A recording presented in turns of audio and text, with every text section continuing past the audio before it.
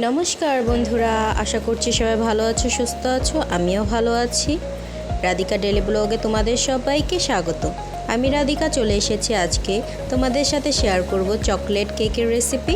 এটি তৈরি করতে কি কি লাগছে আর কিভাবে তৈরি করছি চলো দেখাচ্ছি। প্রথমত একটি বল নিয়ে নিয়েছি। এই বলের মধ্যে আমি 2টি ডিম নিয়ে নেব।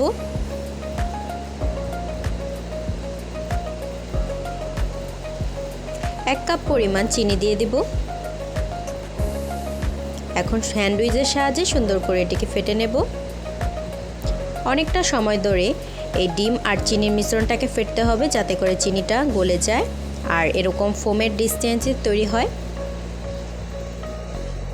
এই পর্যায়ে আমি 1 চামচ পরিমাণ ভ্যানিলা এসেন্স আর 1 কাপ পরিমাণ সয়াবিন তেল দিয়ে সুন্দর করে একটু নেড়ে চেড়ে নেব। এখন অন্য একটি বাটিতে আমি 1 কাপ পরিমাণ ময়দা,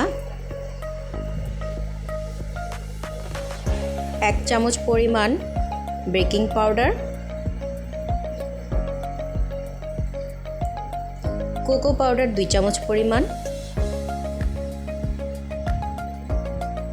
বেকিং সোডা আর স্বাদমতো লবণ দিয়ে সুন্দর করে সবগুলো উপকরণ চেলে নেব। চেলে নেওয়া হয়ে গেছে। এখন আমি ডিমের মিশ্রণের সাথে অল্প অল্প করে শুকনো উপকরণগুলো মেশাবো।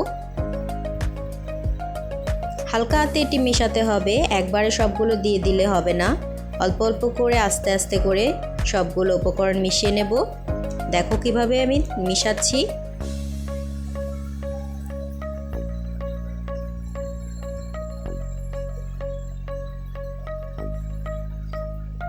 কিছু কিছু করে দিব শুকনো উপকরণ আর হ্যান্ড উইচের সাহায্যে মেশাতে থাকবো। ঘরে থাকা সামান্য কিছু উপকরণ দিয়ে এত সুন্দর লোভনীয় একটি কেকের রেসিপি কে নাই বা চাইবে বাড়িতে তৈরি করতে। এই রেসিপিটা যদি বাচ্চাদের জন্মদিনে বা যে কোনো ওকেশনে আপনারা তৈরি করেন, তাহলে বাজার থেকে আর মোটা অঙ্কের টাকা গুনে কেক কেনার প্রয়োজন নেই।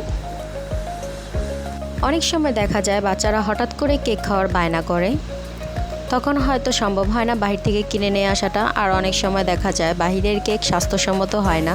তাই অবশ্যই এই রেসিপিটা ফলো করে এভাবে বানিয়ে দেখবেন। এখন সবগুলো উপকরণ সুন্দর করে মেশানো হয়ে গেছে, দেখেই বোঝা যাচ্ছে কীরকম পরিমাণ ঘন হয়েছে। এই পর্যায়ে আমি 1 কাপ পরিমাণ লিকুইড দুধ দিয়ে দিব। এখানে আপনারা কম বেশি করে দিবেন, আপনাদের ঘনত্বর উপর ডিপেন্ড করে আপনারা দুধটা মিশিয়ে দিবেন। সুন্দর করে সবগুলো উপকরণ মেশানো হয়ে গেছে। এখন আমি এখানে স্টিলের একটি বাটি নিয়ে নিয়েছি। এটির মধ্যে সামান্য পরিমাণ সয়াবিন তেল দিয়ে ব্রাশ করে দিচ্ছি চারপাশে।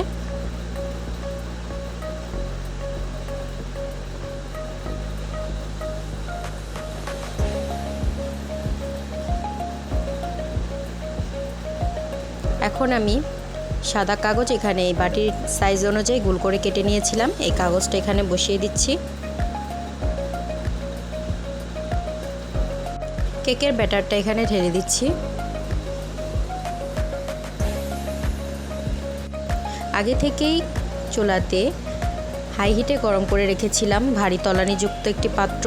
এখানে স্ট্যান্ড বসিয়ে এই পাত্রটিকে দিয়ে ঢেকে দেব আর ছেদিটাকে বন্ধ করে দিব, যাতে করে কোনো প্রকার হাওয়া না বের হয়। দেখো আমাদের কেকটা পুরোপুরি রেডি হয়ে গেছে, কতটা নরম হয়েছে দেখাচ্ছি।